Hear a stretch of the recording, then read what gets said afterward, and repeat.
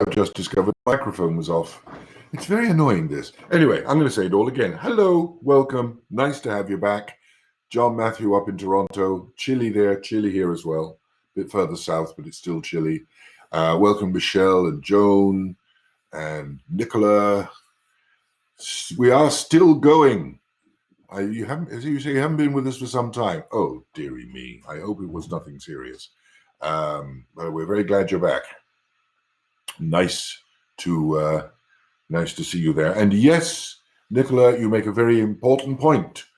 We should all be wishing happy birthday to the one and only and utterly immortal Oscar Wilde. Today is his birthday. So happy birthday to Oscar from all of us at PICT. We'll be, for those of you who caught our season launch last night, and you can see it on our Facebook page if you didn't, we will be coming to Oscar Wilde in February, I think. We're going to be presenting as radio drama some of his fairy tales. So we'll be celebrating Oscar a little late for his birthday, but we will be having him during the course of the year. You can't really have a year go by without something to do with Oscar Wilde. And we're glad you're back too, Nicola. Hello, Bill. Welcome to you.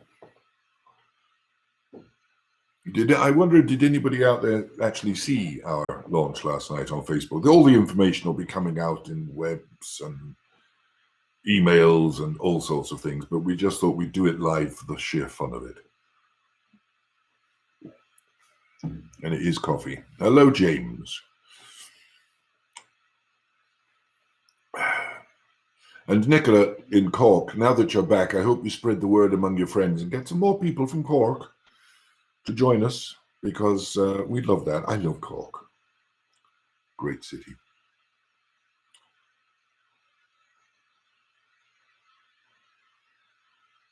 Helen Faye Rosenblum, bless you. I knew you'd be looking in. Nancy, to answer your questions, subscriptions will be starting from January. We'll have information about them around Thanksgiving. We're not doing subscriptions for the rest of this year. COVID has got in the way of everything, but we will have a subscription plan going from straight after New Year, and you'll get information about that around Thanksgiving. So we will get it out to you, worry not.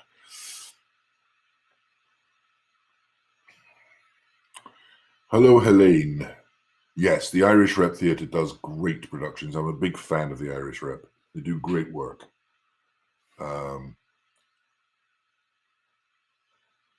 Hello, David from Stratford-on-Avon, another loyal supporter. Bless you. Great to have you back. Hello, Grace. You watched the launch. Thank you. And thank you for your email. And the idea you put in it is in my head, and we may go there. So I encourage everybody, if you have thoughts, ideas, criticisms, comments, always send me an email. We'll get back to you with it. If you have questions, we will always respond to it. That's what we're here for. Since the webinars are part of our education package, always consider that you have the right to ask questions, and we have the responsibility to answer. Not responsibility, we're delighted. So never worry about, don't think you're bothering us. If you have a question or a complaint even, how could you possibly have a complaint? But if you do have a complaint, let us know. We'll deal with it all.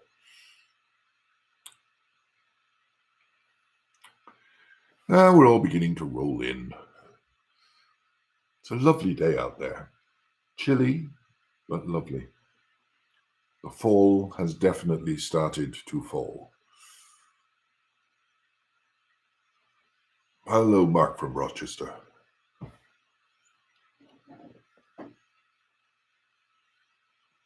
It's coffee, I promise. Hello, Shelley.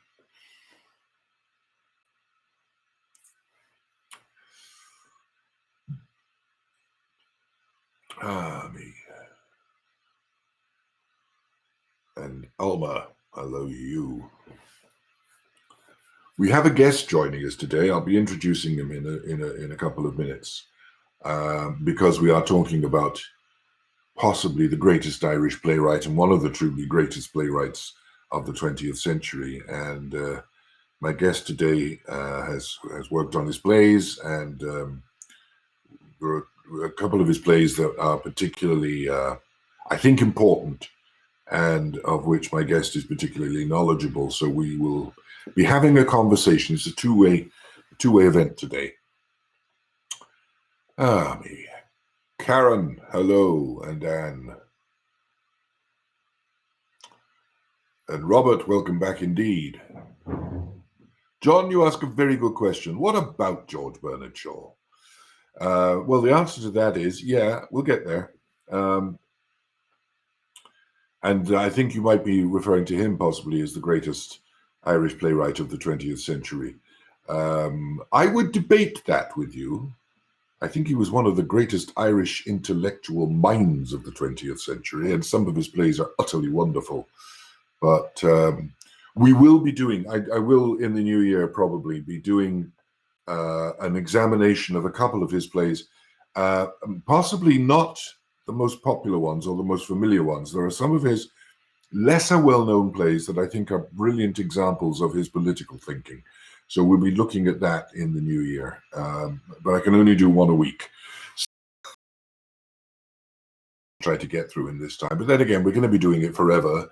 So as long as they can prop me up in front of a computer screen, I'll keep doing this.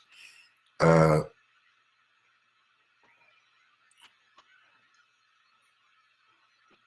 the way, Robert, how is the weather in Fort Lauderdale? Is it still blustery and wet, or is it lovely again?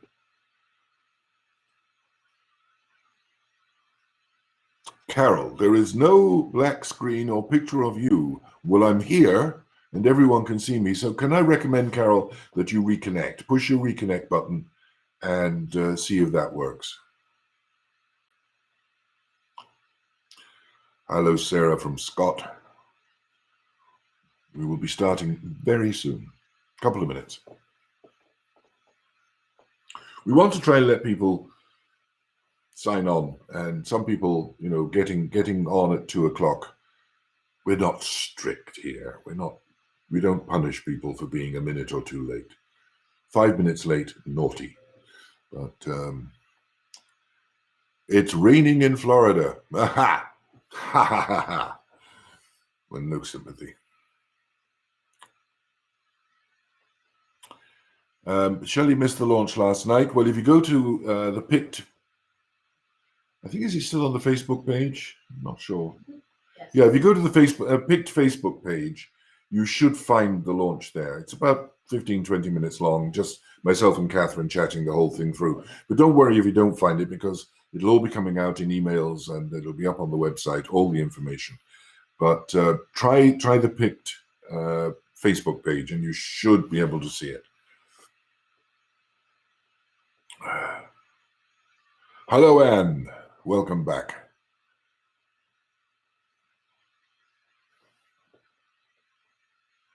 Always remember, anything you miss online, be it announcements or the webinars or anything else we do, go and check the website. We should have information there for you.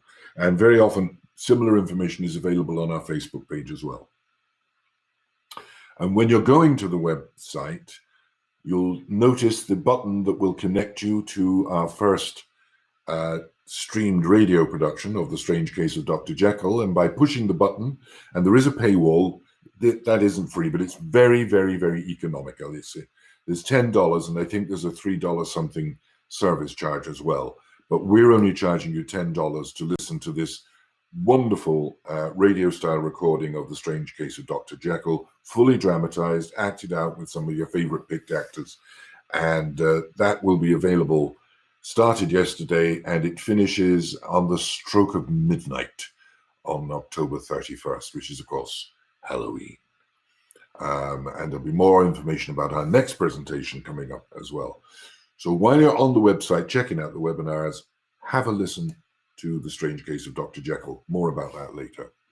How are we doing here? They're flooding in. It's wonderful. Marlena couldn't stay away, addicted. Oh my goodness. Oh my dear. I hope you're okay. Bill and Joan, welcome back.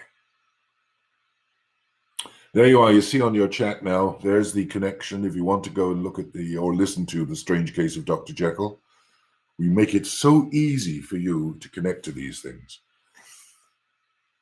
Jean from Rochester. We've got a few people from Rochester, which is really nice. Upstate New York. So beautiful. Nearly as beautiful as Pennsylvania. But then again, I'm prejudiced, which is nearly as beautiful as the west of Ireland. But what can you do? I think we're going to be getting... Oh, there's still a few people logging in. So let's give it one more minute and then we'll make a start. Hello, Patricia from Oakland. Welcome back. We took the week off because we were finishing up on the work on Dr. Jekyll. So now that's up and running. We'll be here permanently again, right through to Christmas. I don't think we'll be taking any more weeks off. So we might take Christmas off, right? Just maybe. But apart from that, we'll be here every week. West of Ireland, which is nearly as beautiful as the west of Wales. What? You say that on my webinar?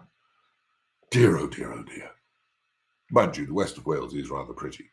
Pembroke Coast, beautiful, beautiful.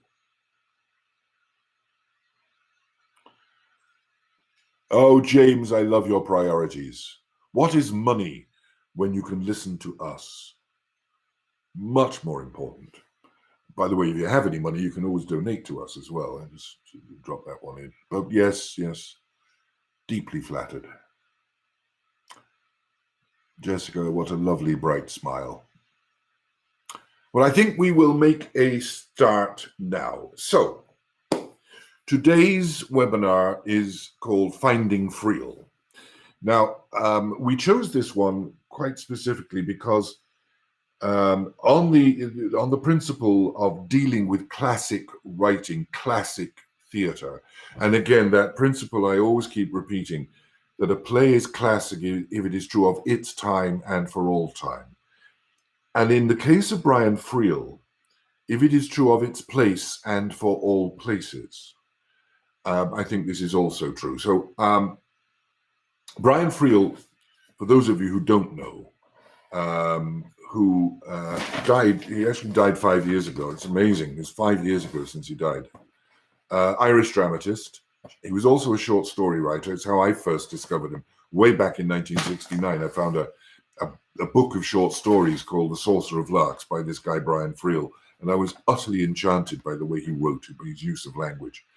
And he was a dramatist, short story writer. He founded the Field Day Theatre Company, which presented an awful lot of his plays, and that was in the city of Derry in the north of Ireland.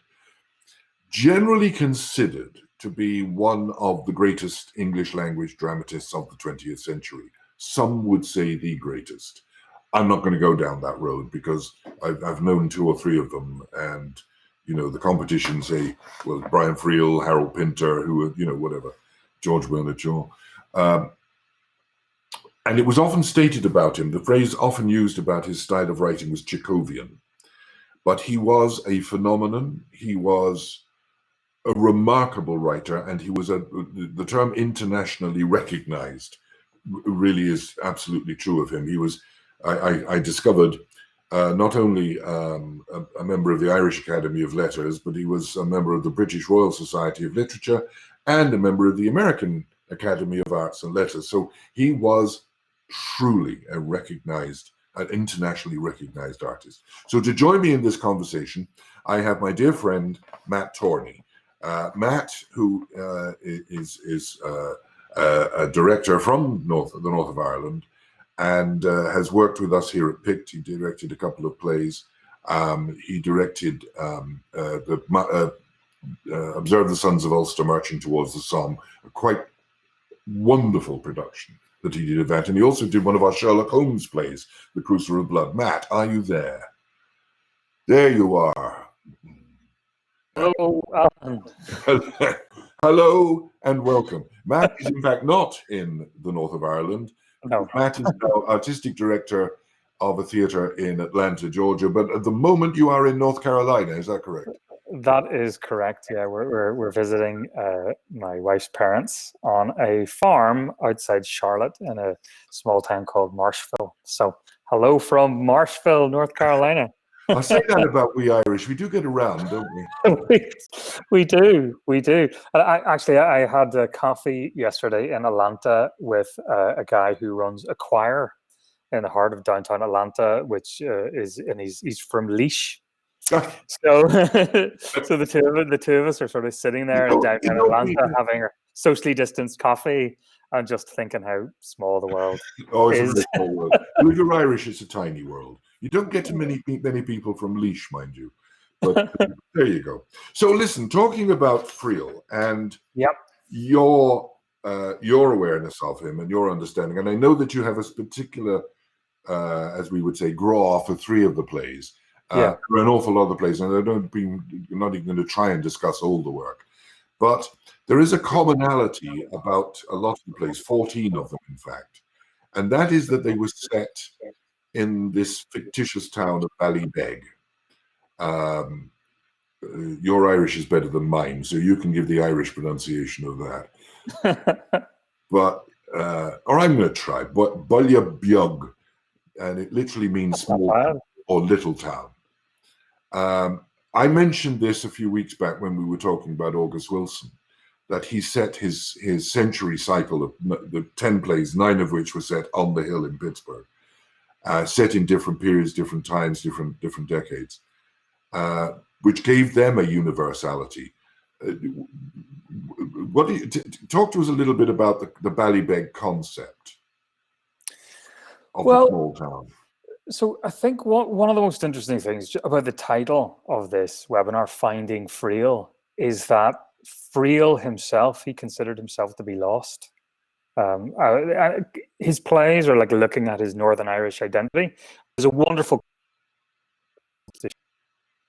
where he says, I think that if you have a sense of exile that brings with it some kind of alertness and some kind of eagerness and some kind of hunger to know. So if he feels like he is unclear in his own identity, I think part of his purpose of writing is to find himself. And then as to why he made up a town, Field Day as a theatre company, like one of their sort of stated missions was to create what they called the 5th province of Ireland, which geographically only has 4 provinces. But they said to truly understand who Ireland, what Ireland is and who we are, you have to transcend politics and you have to transcend geography and look somewhere else. You need to look in art and culture. You need to imagine your way into it. So in a sense, Ballybeg is his inner vision of Ireland. And in the sense that his work is deeply connected to place. It's an imaginary world that he returned to over and over and over and over again, exploring different parts of that society, different parts of that town, the different ways that it connected together. But let me interrupt you on that point, because he didn't just sort of create. It wasn't like a Walton's family in the place forever. He examined all stratas of society within that small town, and at different periods of history as well. Yeah. You know, like Translations is 1833, and then there's much more recent plays. Yeah, no, you're absolutely right. Like he wasn't trying to create like an imaginary or even an idyllic Ireland. He was just, I think, like understanding that all art is a true lie, trying to tell the truest lie he could. And to capture a place that was at the same time Donegal, but at the same time also Ireland, but at the same time like multiple metaphors sitting together. And he explored class, he explored religion, he explored like repression, and all of his plays have characters in them who are looking for themselves. So as well as being a landscape that explores Ireland, there are people exploring themselves in that landscape, which I think is why I think the best word to describe it is rich. It's a very rich, like imaginative place. Well, coming to that point about that, they all and you're absolutely right. There is always somebody searching for themselves, for their identity. I mean, I think of one of his later plays, The Home Place, which we premiered at the Gate, was an aristocrat who had his aristocratic house in Ballybeg or just outside. But because he was Anglo-Irish, the home place was actually the house in England. And a person whose identity was lost because he was neither Irish nor English. He was simply an Anglo-Irish aristocrat and with no sense of place or identity. So that search was there. But that brings me to his first major hit, the most successful play, the one that started it all. He'd written short stories, he'd written short plays, written for radio, I think. But the first big one was Philadelphia, Here I Come, which was the ultimate I need to find myself play. A young man growing up in Ballybeg that was in the 60s, wasn't it? Yeah. He said it. And the yearning for America, the yearning to go to America and be somebody and not just be nobody in the small town. But Friel again used a very brilliant technique to demonstrate that yearning, the two sides of God. Do you want to say a word about that? Yeah, well, I mean, that play was inspired by 6 months that Friel spent in Minneapolis with Tyrone Guthrie at the Guthrie Theater, or what it was at that period of time.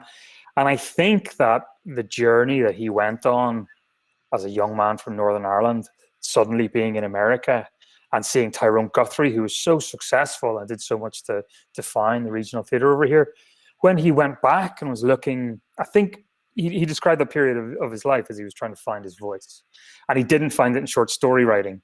He said that he felt like he was always copying someone else. But when he came back from America, he had this idea of, what does it mean to leave home? Who are you when you leave, and who are you when you return? And this device that you describe it's in many ways you're kind of like typical Irish play, a small town community, the characters within it, complex family relationships, and it is the story of a young man before he leaves, the people he's going to leave behind, and all the things he must do before he goes. But at its core are these conversations between two versions of this young man. One is private and one is public. And the public Gar is insecure and trying to kind of like reconcile himself and make everybody happy. But the private Gar is desperate to reconcile with his father before he goes. And the two characters war with each other. It's like there becomes that there's two selves, not one self. It's split in two, the one that stays and the one that goes. And what I think is sort of particularly wonderful about that device is that it does something that can only exist in the theater. And I think that this is the thing that is prefiguring Brian Friel's magnificence, is it becomes a metaphor for acting, a metaphor for life. It's poetic. You literally are spending time with two versions of the same person. It is, I mean, for a relatively young writer, I mean, he wasn't that young, he was 40, but a relatively new playwright, to use the device of the split personality and to put two actors onto the stage playing the same character but from two different perspectives, way back then in '64, was really quite a remarkable experiment. He never stopped experimenting in his writing. He did, for instance, one of the early experiences of seeing one of his plays was Lovers, which is a beautiful pair of plays on that very topic. And the first of which is the most famous, of the young couple still in school, waiting to finish school, finishing high school, talking about what their life is because she is pregnant and they're going to have to get married and everything is going to be beautiful. You have this wonderfully idyllic tale, but at the same time, you have two narrators on either side of the stage telling the story of the day and how the two of them got onto a boat and drowned. And you have this wonderful optimism placed starkly against reality, which is a brilliant and at the time remarkable piece of invention and imaginative use of theater. You can't do that in a movie. it doesn't work. It is a purely theatrical expression. But anyway, moving on from that, we were talking about the setting up of Field Day and this idea of moving out of the normal conventional political socio structure and create something new in art. But out of that did come a very important play, Freedom of the City. And that was a very political statement, wasn't it? Mm-hmm. Well, I mean, Brian Friel was there on Bloody Sunday. Like earlier in his life, he was a very active Republican, and I think at that point he was very much interested in the way that art could tell the story of nationalism or of Irish nationalism, or like, and this is something that kind of harked back to the foundation of the state and the role the Abbey Theatre played, is that artists can build identity, can tell those stories in a different way that politicians can.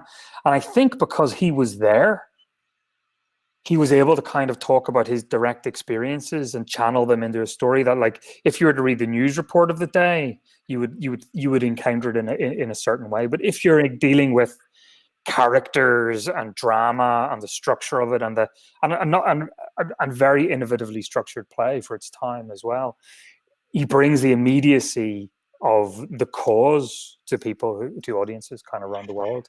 Would you agree? I mean, I talk about, you know, what makes something classic is true of its time and for all time, but true of for its place and all places.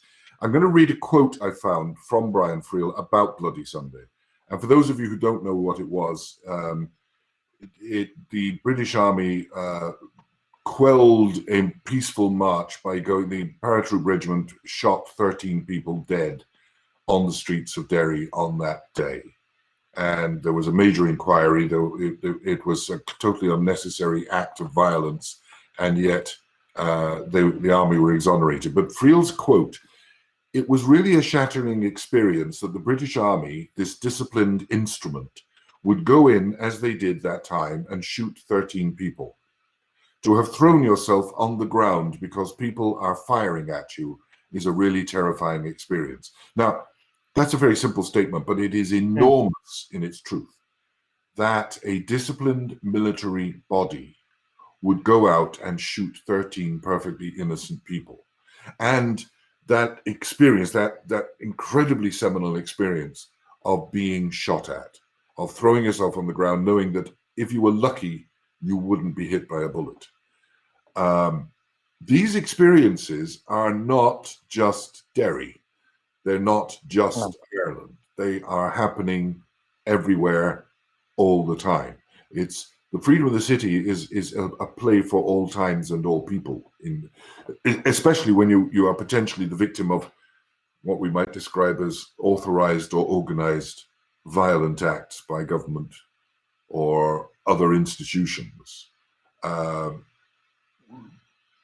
not sure where I'm leading with that point, but I think it is an example of the universality of what he was writing about. Well, that play is about a loss of innocence. Yeah. I mean, it's young idealists who encounter violence, and like the collision is extreme. And you know, and that's why I think, because it's a play that keeps getting done again and again and again and again and again. Ironically, it's done more often in England than it is in Ireland. Yeah, I know. You know, it's there's just sort of it strikes a chord, like in terms of, I think, the English misunderstanding of Ireland, because it's something that people in Ireland quickly came to accept as daily reality. You know, but at that moment, you know, I think this is sort of also, like, not to get too lost in the politics of the Troubles. So I think it's very important when we talk about translations and how violence is treated in that play versus in Freedom of the City.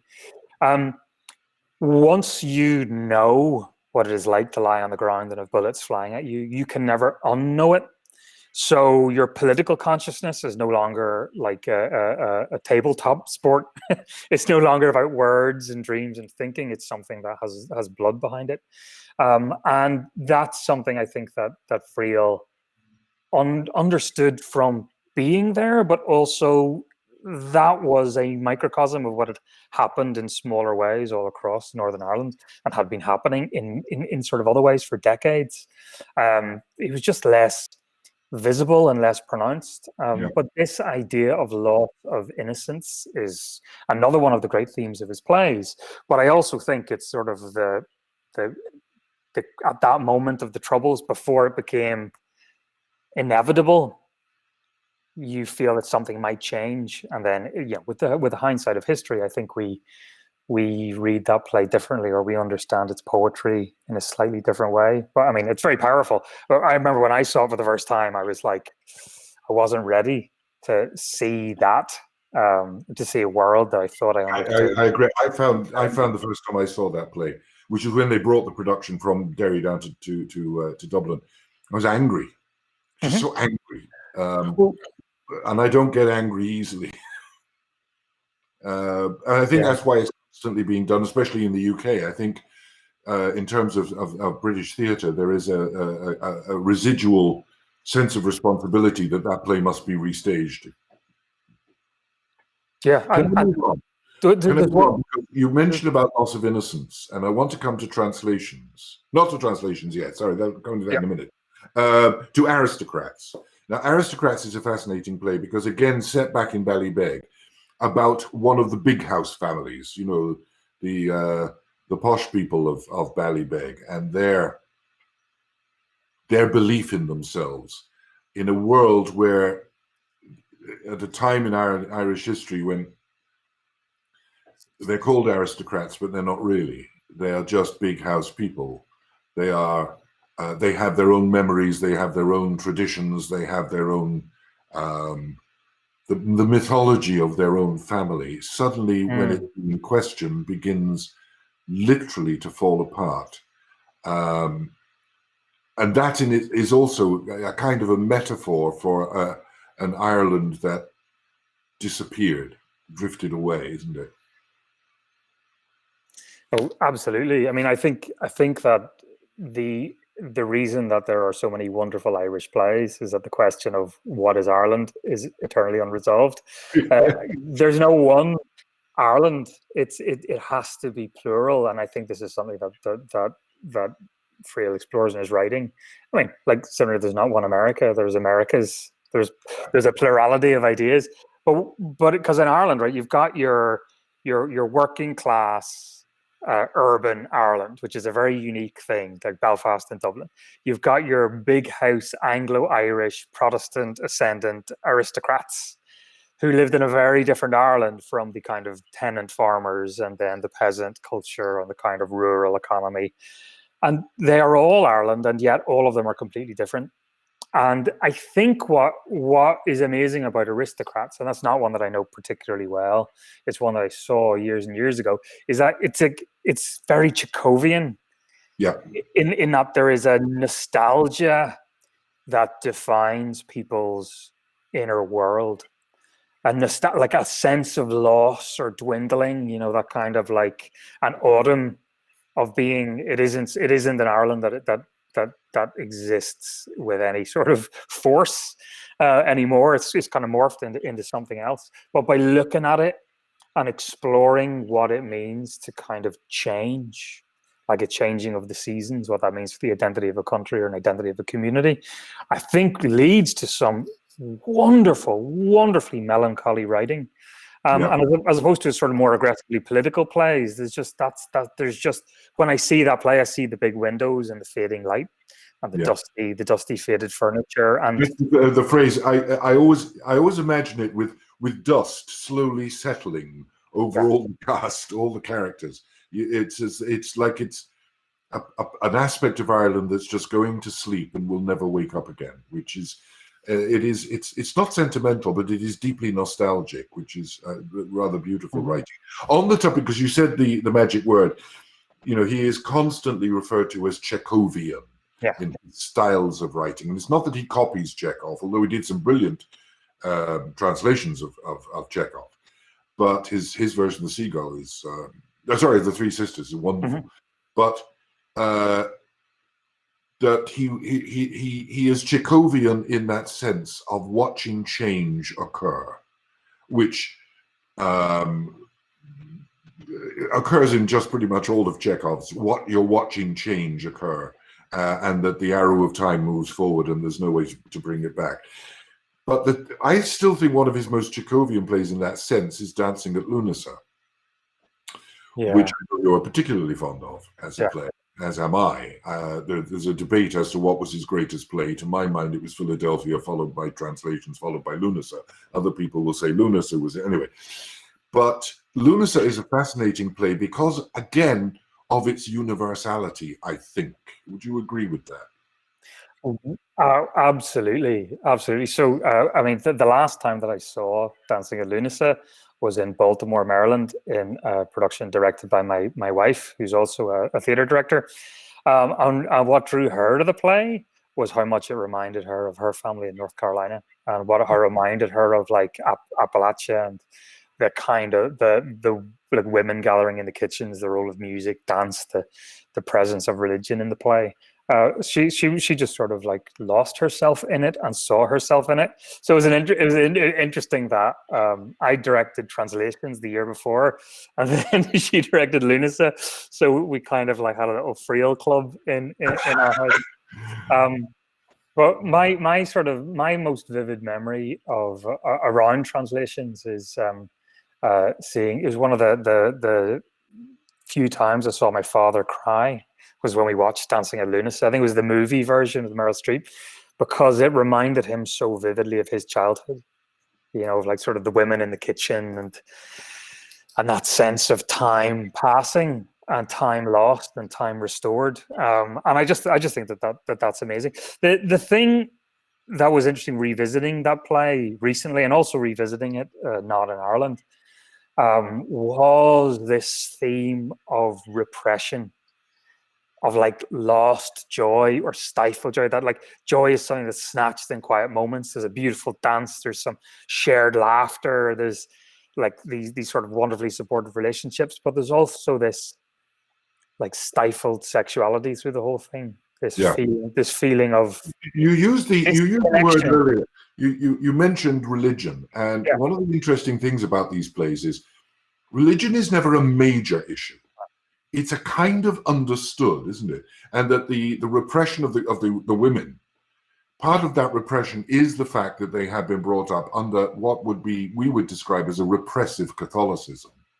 But they wouldn't look at it that way. For them, it is normal. What is wonderful is that underneath that, there is this pagan energy that is still there in Ireland, that breaks through. Absolutely. I mean, it's not dancing at Easter and dancing at Christmas. It's dancing at Lunasa, which is a pagan celebration. And that there's a kind of lust within that, isn't there? Which I think is true of, and I use the word with absolute accuracy, of all peasant societies. There is a kind of pagan lust underlying whatever it is that holds them back. Oh, absolutely. And that play kind of like directly parallels this kitchen, which is ruled by quite a stern, disapproving sister who represents kind of religious repression in Ireland. And then this image of people dancing around fire in the hills.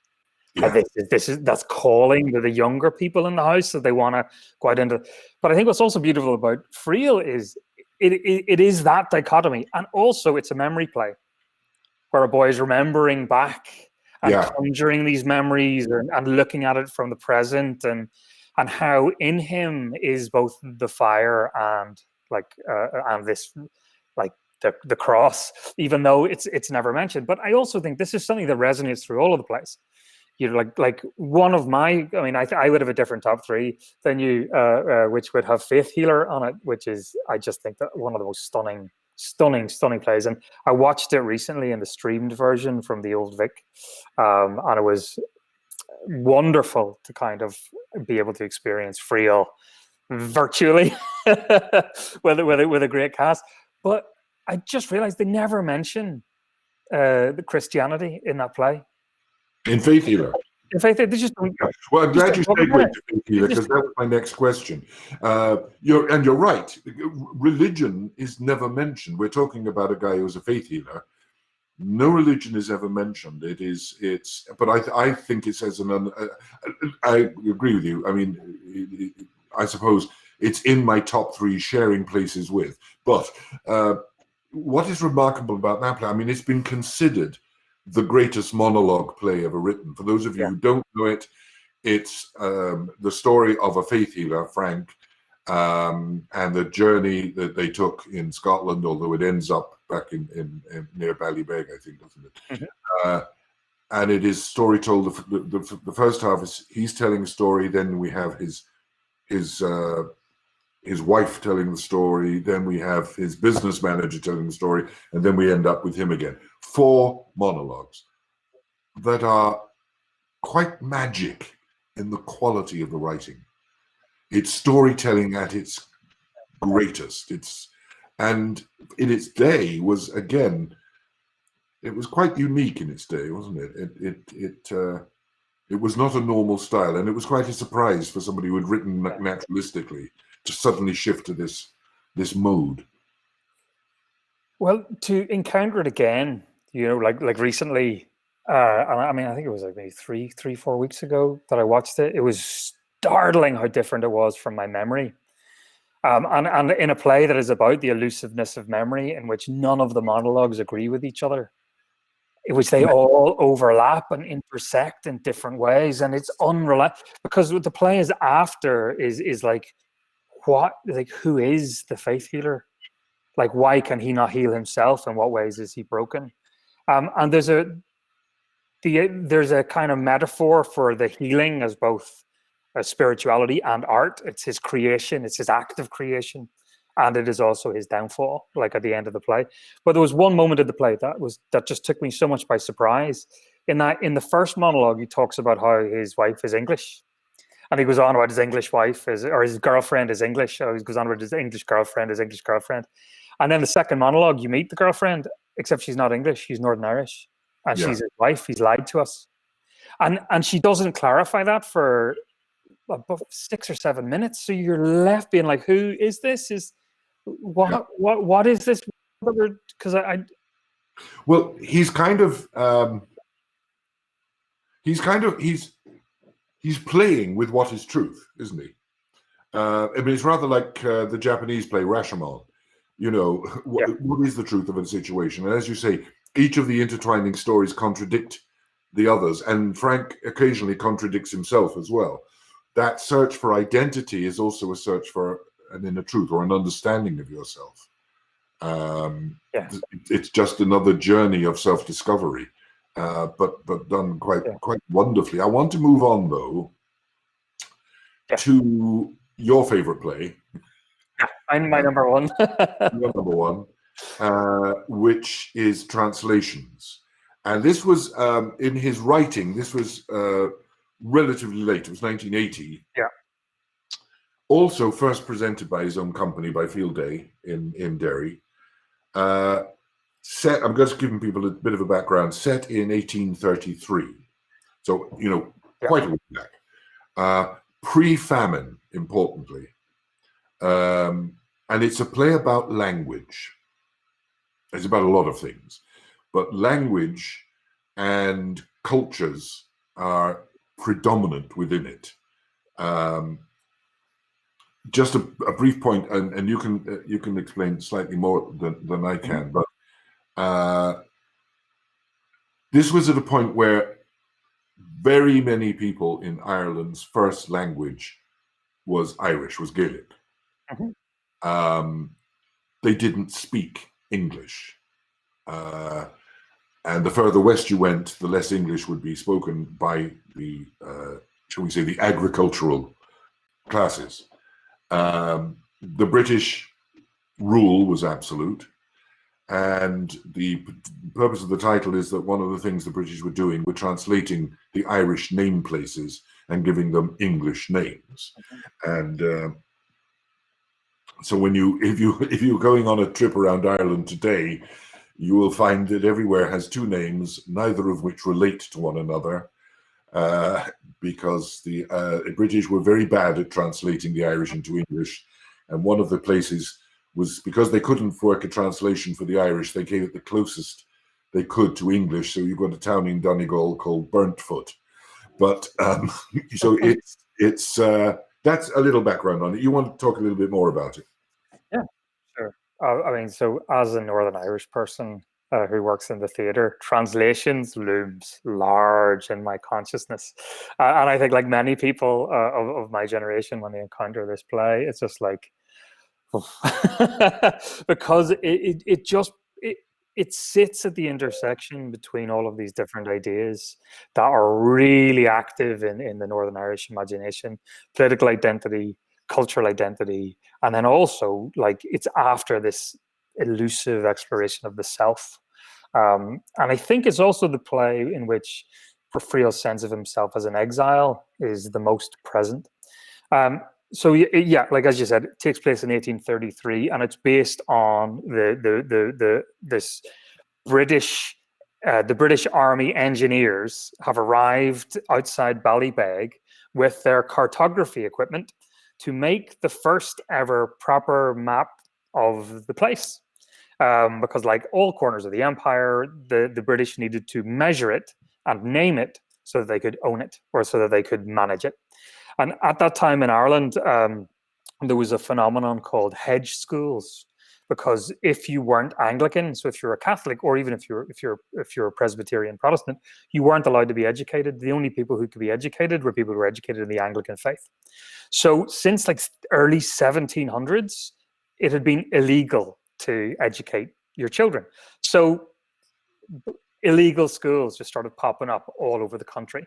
And they're called hedge schools because they'd often be in abandoned agricultural buildings like barns or old houses, or sometimes just sort of like in a field at the side of the road. And children would learn with a kind of like slate and chalk. And the curriculum was Greek, Latin, arithmetic, philosophy, geography, and basic sort of economics. You know, like you weren't taught English. If you wanted to learn English, you had to kind of go to one of the cities, or you had to go to one of the sort of other schools. And at this moment in 1833, basically there was a push done to civilize Ireland once and for all, to kind of end, like erase all of this chaos that the sort of English bureaucratic rules saw in all corners of Ireland. So they created a national school system and eradicated these hedge schools. So the play takes place in one of these hedge schools, and is about a group of characters who are kind of all living through this process of renaming. And one of the central characters is a teacher, Hugh Moore O'Donnell, who is one of the great minds. He's in his late 60s, and he's one of the great hedge school teachers of his generation. Basically, he's the last hedge school teacher in Ballybeg, because this is the moment in which he gets left behind, and with him the Irish language, and with him the kind of way in which the classical education was taught in Ireland, which was at the time one of the amazements to the intelligentsia of Europe. They were always amazed at Irish scholars because of the way in which the Aeneid and classical languages were kept alive, like very vividly in these schools. So Act One basically just sort of sets all of that up. One of Hugh's sons wants to be a hedge school teacher. The other one moved away, has learned English, and has come back to help the British translate the geography of his childhood home into these maps and help them with the process, because he believes very much in modernity. And with him comes a young English officer who's a hopeless romantic, who of course falls in love with Ireland and falls in love with a young woman from the village. So you got it in the two of them and their friendship. You've got an insider who wants out, and then an outsider who wants in. And then, like it being an Irish play, of course, it all goes wrong. So the crux of the story is that the love story goes wrong, and a group of kind of like local terrorists called the Donnelly twins basically disappear Yolland. He's presumed dead. And then the last act of the play is the British Army, because he won't be brought back, like erasing the landscape, killing all the livestock, ripping down all the walls, tearing down all the buildings, just wiping the landscape clean. So in this story, you've got the act of mapping, the act of creating, the act of translating, and the act of destroying, all kind of mixed together. And as you go through the play, it just keeps getting more and more ambiguous as to who is right and who is wrong. It's not, the kind of I've seen several productions of this. The worst production is one that portrayed it as an imaginative fantasy in which the poor, innocent, poetry-loving Irish were destroyed by the English. And the best productions that I'd seen, and really what I kind of drew on when I was kind of working on it with an American cast in Washington, D.C., were ones that understood the play as a series of tensions, a series of struggles that are kind of unresolvable in some ways between the past and the future, reason and imagination, Englishness and Irishness. But what does that even mean? Because it's a continuum within the play that is constantly being renegotiated. And then between, and I think this is a really interesting one, colonial bureaucracy and self-determined rural societies in which sort of communities in which everybody knows one another. The kind of great eye looking down from above with rules for all corners of the empire versus people who know themselves. And what I think is particularly interesting about this play is that it defines Ireland as a post-colonial country that has more in common with India than with England. That the English army are coming in, the English bureaucracy is coming in to civilize an uncivilized place. And they're doing it by erasing the local language and culture and replacing it with civilization, which looks the same for everybody.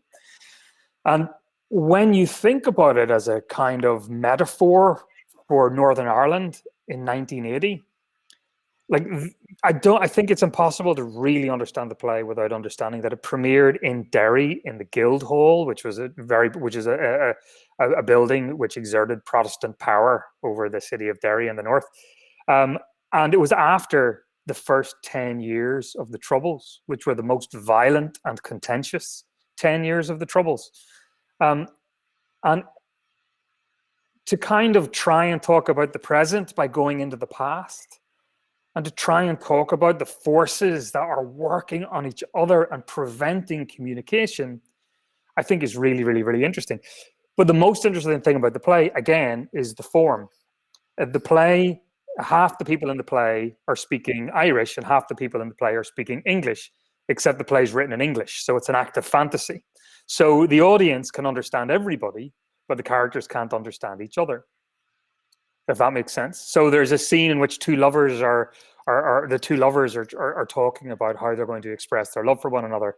And one of them is saying, I love you, I want to move here and live here and live with you. And then the girl is saying, I love you, I want you to take me away, you beautiful English soldier, take me out of here, I want to escape. But they can't understand each other. But the audience, because the play's in English, can understand everything and get all of the miscommunications and the different levels of miscommunication that the play is operating on. That particular scene, I think, is one of the most remarkably clever pieces of writing in drama, because it does exactly that. It demonstrates to the audience with absolute clarity the principle of incomprehension due to language. Yeah. It's brilliant writing. It's also, I mean, the way you talk about it, again, I keep coming back to that notion in my head that it is always about a struggle for identity.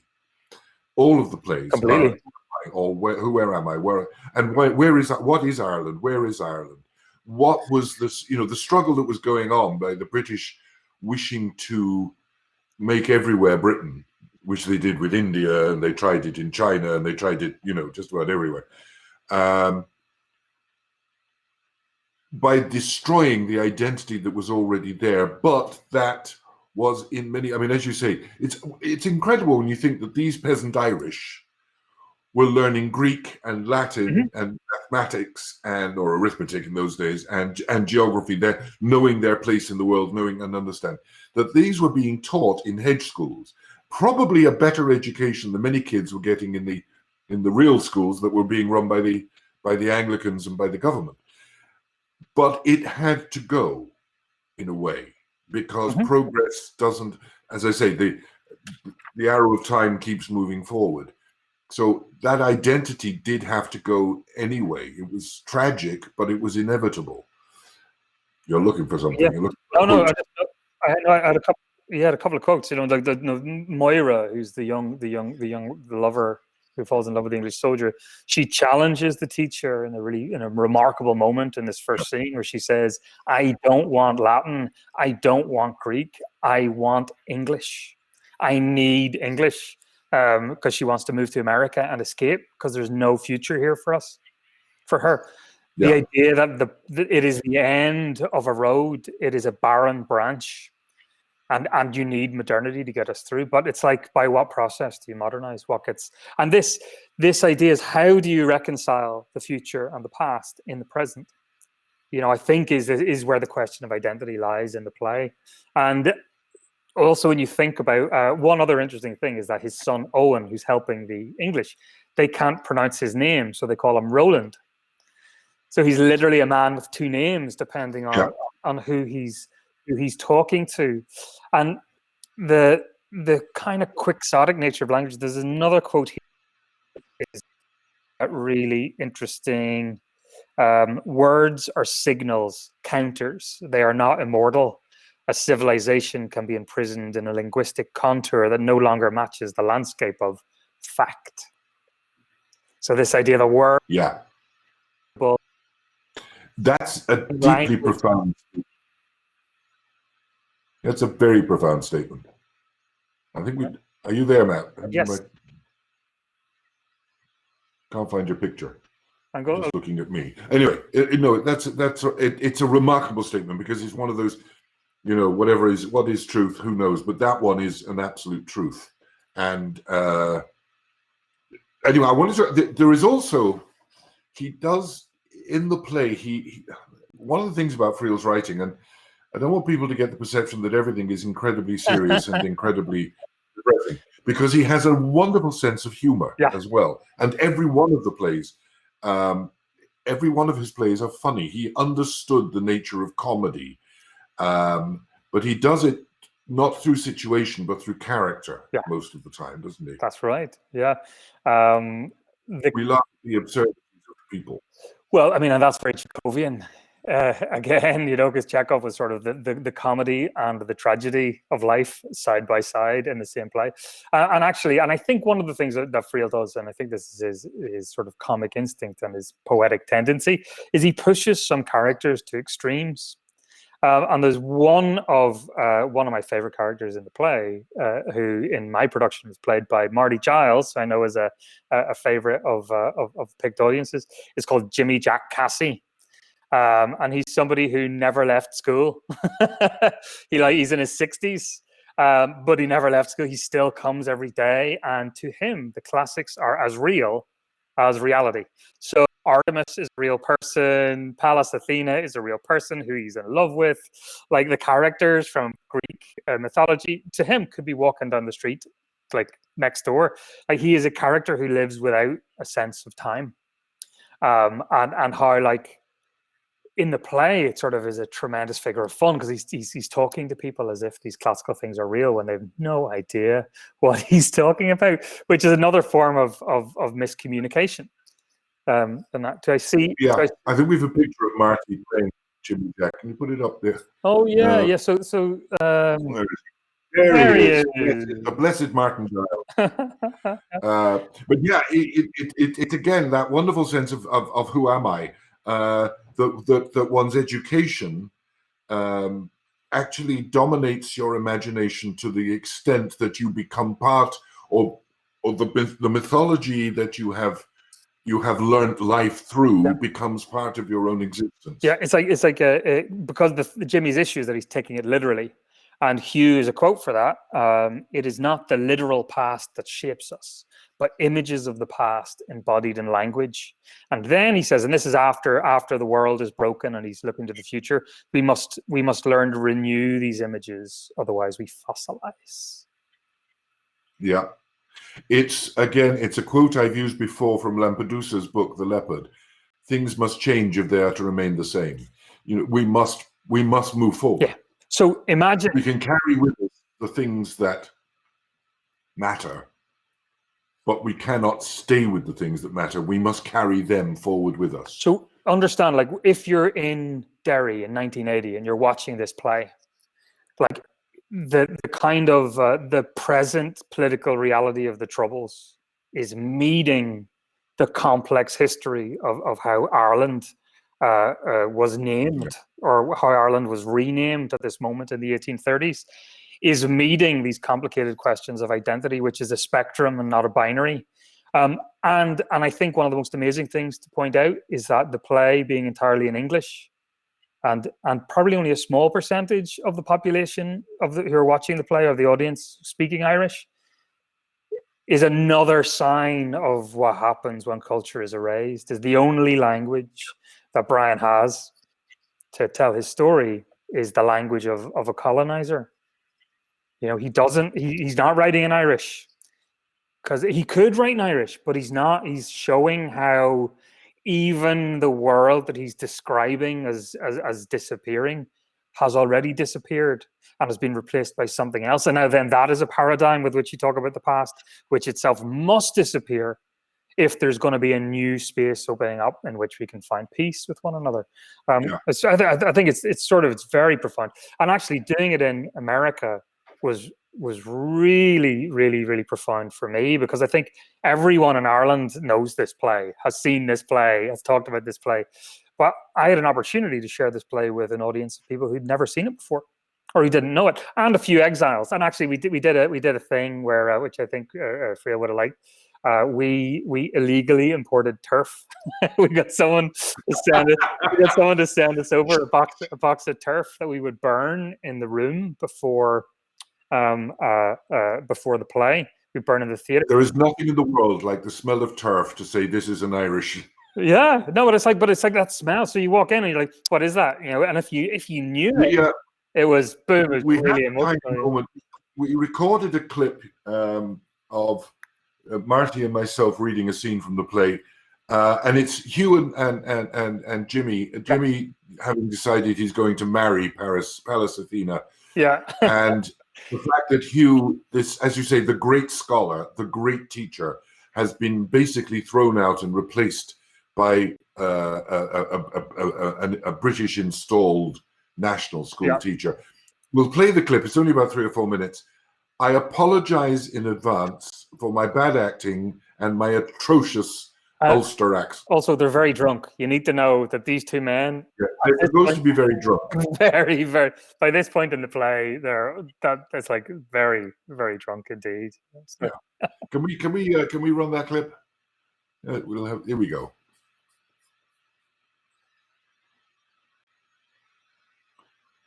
I think we're getting... Yes. There I was, appropriately dispositioned to proffer my condolences to the bereaved mother. Hugh. And about to enter the Domus Lugubris, dispositioned to proffer my condolences to the bereaved mother. And about to enter the Domus Lugubris, Mr. George Alexander, Justice of the Peace. My tidings are infelicitous, said he. At my elbow. Mr. George Alexander, Justice of the Peace. My tidings are infelicitous, said he. Unhappy indeed. Master Bartley Timlin has been appointed to the new national school. Unhappy. Who is Timlin? Indeed. A schoolmaster from Cork, Timlin has been appointed to the new national school. Timlin. He is also a very skilled bacon curer. A schoolmaster from Cork, and he will be a major asset to the community. He is also barbarous hic ego some quianon intelligor. I can't hear you. The Cork bacon curer. Barbarous hic ego some quianon intelligor. My fingers stop working. It's not understood by anyone. I am a barbarian in this place. I will compose a satire on Master Bartley Timlin, schoolmaster and bacon curer. But it will be too easy, won't it? Strong tea, black. Will you listen to me, Hugh? James, and a slice of soda bread. I'm going to get married. Well. At Christmas. Splendid. To Athena. Who? Pallas Athena. Gracchopis Athene. Flashing-eyed, Hugh. Flashing-eyed. The lady has assented. She asked me. I assented. Ah, when was this? Last night. What does our mother say? Matus from Hellespont. decent people, good stock. And her father? I'm meeting Zeus tomorrow. Hugh, will you be my best man? Honoured. Profoundly honoured. You know what I'm looking for, Hugh, don't you? I mean to say, I joke like the rest of them. You know. You know yourself, you, don't you? You know, all that. But what I'm really looking for, Hugh, what I really want at my time of life, companionship, Hugh. At my time of life, companionship. Someone to talk to. Way up in Banagry. You've no idea how lonely it is. Companionship.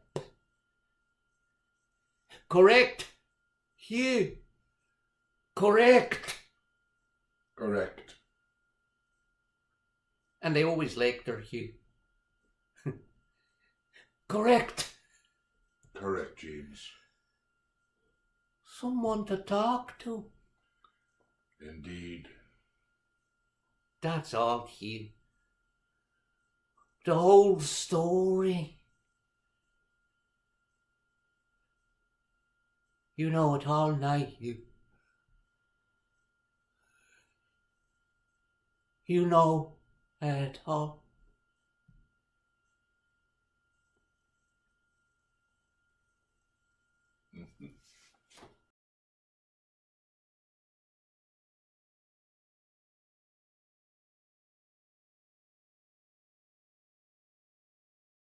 I think I may mic back on again. Sorry, Yes. my mouse has stopped working. Oh, the curse of computer. Anyway, aside from my appalling performance as Hugh, and working with Marty Giles is always a daunting experience. But there's a very important word in that scene as well, which is companionship, loneliness, the isolation that I think, to my mind, it's kind of representative of the fact that as the world changes around people who cannot keep up with the change, they become left behind. They become isolated. They are, Jimmy will die a lonely death in his little cottage way up the hills with nobody, because Pallas Athene is only in his imagination, and he is not capable of being part of this change. What was kind of a charming eccentricity at the beginning of the play, Jimmy kind of talking to people about these characters. Now, because he's not going to get married tomorrow, now it becomes a prison. Yeah. Like because there's no way forward. Again, if we cease renewing these images, we fossilize. If he can't love someone in the present, yeah. If you can only love someone as part of the imagination, there's nothing. There's no future there. There is only despair. Yeah. And actually, the end point of this scene. Could we bring up the production shot, the kind of the moody one? It's like the first one. Yeah, I just want to bring up this because that whole kind of comic bit takes place in this sort of fading light. Like the world is closing in, and it's sort of just this sort of dusty and sad, and in the earlier scenes it was like much brighter and more lively, and it was a place that was just sort of full of this pastoral life, and now it's as you were saying, yeah. I was saying about aristocrats. At the end of this play, you feel the dust descending. At the end of this play, Hugh says to Moira, "I will teach you English." Yeah. He gives in to modernity. The person who is the representative of the past says, "I will teach you English. We need to find new ways forward. Because at this point, both his sons are gone, being chased by the police. Like the countryside is being torn apart because of the inability to communicate. Yeah. Like there is only the violent expression of that for people. And he says, okay, well, let's let it go. And I think what's interesting is that the end of the play is another ambiguity again. Is he can't remember the beginning of the Aeneid. He tries twice and fails, and it's like the connection with the past is severed. The connection with the myths that were the foundation of his identity is severed, and it is a kind of like startling awakening. It is also a kind of, it is, we're running towards the end of our time, but it is an analogy for in the universality of it, that unless society can come to terms with change, with its moving forward, and carry with it the best of what it had into that change, it will tear itself apart. Mm-hmm. Well, the default everywhere. The default in the play, and it sort of is one of the final things that Jimmy Jack says, is, you know, to marry inside the tribe is best. When you marry outside the tribe, everybody gets uncomfortable and people don't like that. And it's just like the binary opposition between in Northern Ireland is false because it's a continuum. And I think Friel is pointing to the hollowness of that. And also there's just something about expanding that by looking at this moment in time when one past was let go. It's like, well, it was replaced by something else that was let go, which was replaced by something else, which was let go, which was replaced by something else. So there's a mournfulness to the play about kind of the pain of that goodbye, and kind of what it means to find yourself within that. Because I think also the fact that the default of the play is violence. You know, that this is what happens at the end of the play. Everybody's in violence. Okay, we don't get on with one another. Violence. You don't do what the officer says. Violence. You do what the officer says. Well, then the kind of terrorist unit steps up and starts to exert violence. And what I think is particularly brilliant about this play is that the violence is mostly unspoken. There's an abundance of language about the past. There's an abundance of language about identity. There's authority expressed by the British, you know, the overt threats of the British officer to what he's going to do in retaliation. It's very, very vivid and expressed. But on the Irish side, like any time the Donnelly twins, as they're called, come up, people just stop talking. And that's sort of a very Northern Irish thing. And for those of you that read that profoundly recognized in Northern Ireland during the time when this was being written. Yeah. Listen, we're at the end of our time. However, we did get a couple of questions in, and I know people do have questions. So because we haven't got time to go too deeply into it, if anybody has a question for Matt, email us. We'll get it to Matt and we'll get you a response from him. The freedom of the city does seem to interest a lot of people. The quote, it closed after 9 days on Broadway because of a bad review from Clive Barnes, who was something of an Anglophile himself. I realize it only got 9 days on Broadway because Friel's plays have always been successful in New York. They clearly didn't like the politics. Well, I mean, I don't know. I don't know enough about sort of like of the original production, but I do know that critics have a complicated relationship with Friel's plays because they defy categorization. Because here, look, we just saw in that clip that we saw, an overtly comic scene became something incredibly moving. Yeah, like it just, and it pivots. So it's sort of like and I actually think there's something in this in Field Day's purpose for existing. One of the reasons they were founded was as a bit of a middle finger to British critics. Because they basically said, why does an Irish writer have to go to London or Dublin to get the stamp of approval before they could be put on in Northern Ireland? So they said, we need to be telling our own stories. We need to be making our own work. We need to be creating our own idioms. And then their goal, and they stuck with this, which I think it is so admirable and a useful model going forward, is they said they're not just going to have their plays open in Derry and then move to London. So the plays are going to open in Derry and then go to as many places as possible in Ireland. Yeah. it feels they were like turning up, you know, and just turning up and turning up and turning up and turning up. And then also because the plays were kind of like successful and chiming with all of this sort of like literary merit, they hoofed off to Broadway. I think Philadelphia went to Broadway.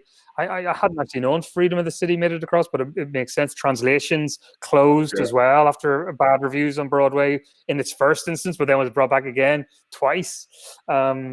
So it's an interesting thing in terms of like what is a play and what is a critic and what is an art.